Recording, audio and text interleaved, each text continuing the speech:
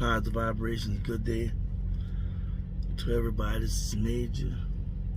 And thank you for tuning to Major TV. I know right now it's really a saddening time, a sickening time, an unfortunate time to learn about the recent beating death of Tyre Nichols.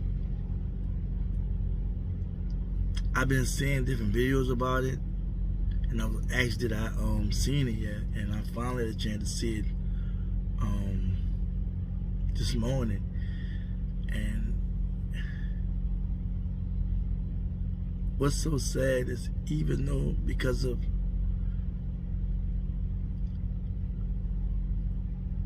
people videotaping everything, and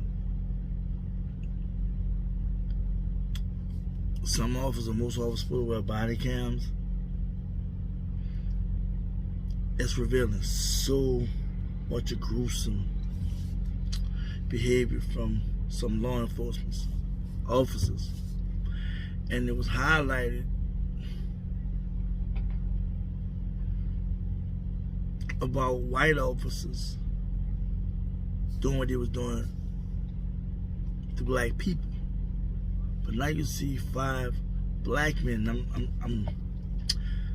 I'm finding out there was a white officer also involved with it too that they didn't talk about yet, but they highlight these 5 officers in how fast they arrest them, which we know they don't do that in most cases, especially officers white. There has to be an investigation and so forth. What's unfortunate is the fact that even though it's been very, very telling about everything that's been going on in this country when it comes down to how we are targeted, how we are unfairly treated, how our constitutional rights are being violated, how we're being beaten and killed. This bullying thing by police, and I know at one time it was a lot of emphasis put on white officers doing this, but this is bigger than just the systemic part of it and the racist part. It's just it's a part of that, but it's a culture in the police system that been like this, and I call it police bullying. This has been a situation since I was young. I remember when guys who had goals in their mouth ran from the police. If they catch me, they would kick their goals out their mouth. Beating young black teens and men was a culture in my community in New Orleans, across New Orleans. And there's any old heads that's from New Orleans or any major city from the hood or what have you, or black community, they can remember when police officers was doing that. And a lot of them was black officers. Back then, you know, they have no video cameras and whatnot. But this bullying system, this attitude that they can just pull you over, harass you, and beat you to death,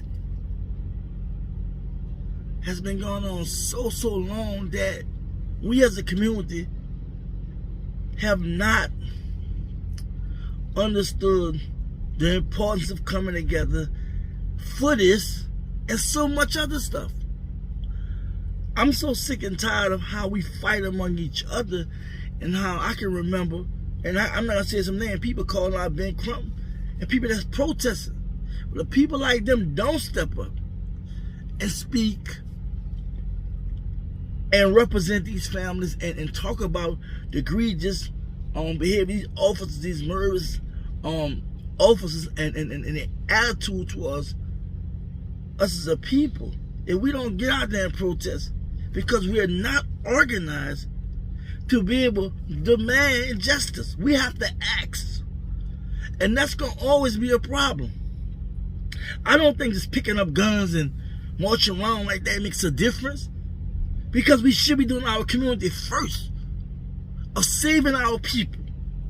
Because these situations where we being targeted, what have you, they're only doing that because we the only group of people in this country They can just get messed over by anybody, even our own. And unfortunately, it was 5 black officers.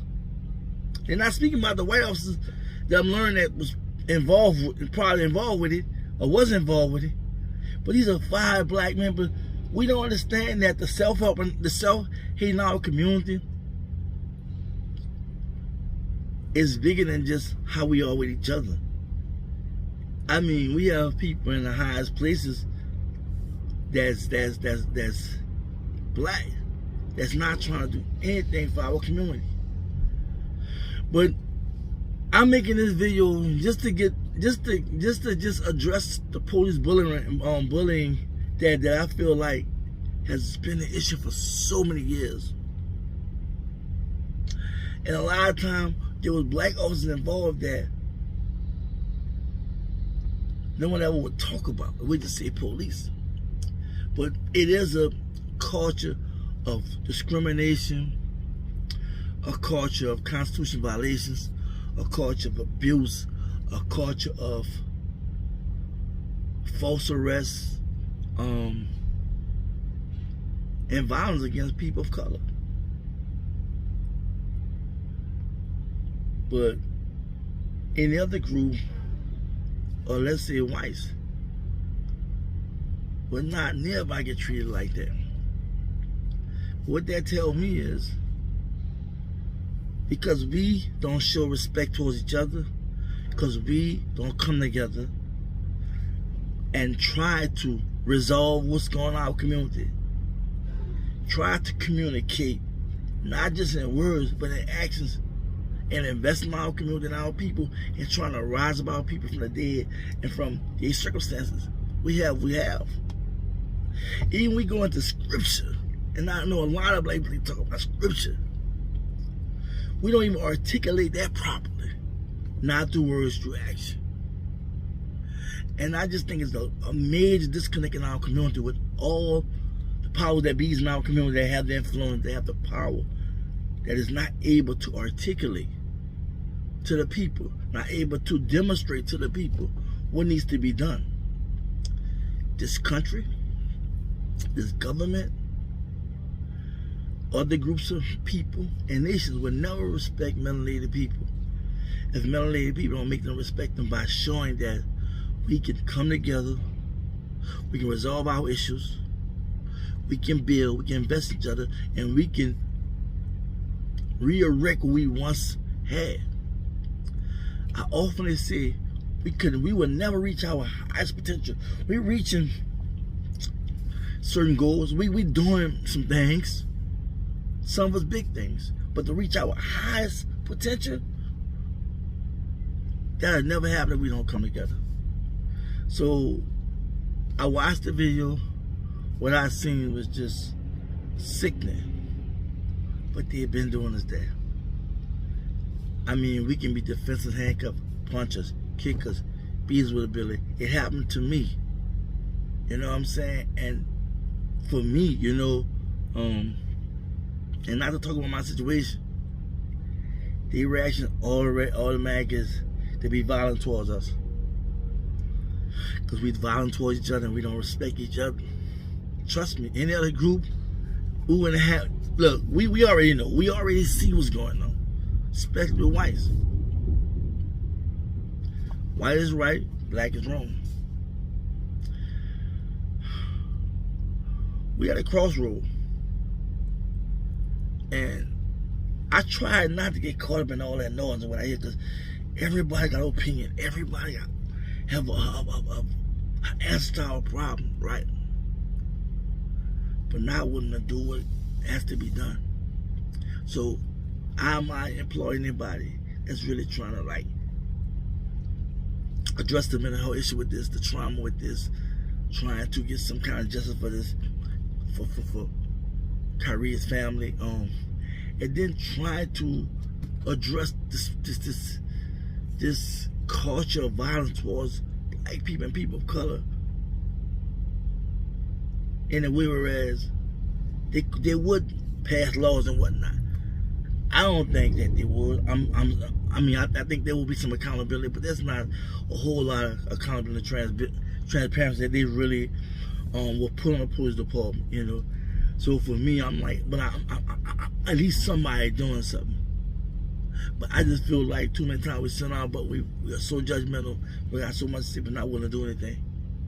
But we have to come together. We have to build. We have to invest in each other, invest in our community. We have to make them respect us, and we have to do that in the way. Whereas when we say we want this or this needs to stop, it will stop.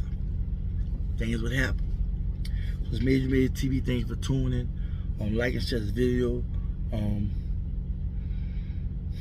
still in the fight with you all, and I don't want you to ever think I'm not in the fight. I want you to ever think I'm not in the fight. It's just real out here, and there's a survival mindset we gotta have, as well as a mindset to work with each other and overcome what we're going through. Just can't keep happening. Y'all take care, stay focused, just be you. Peace.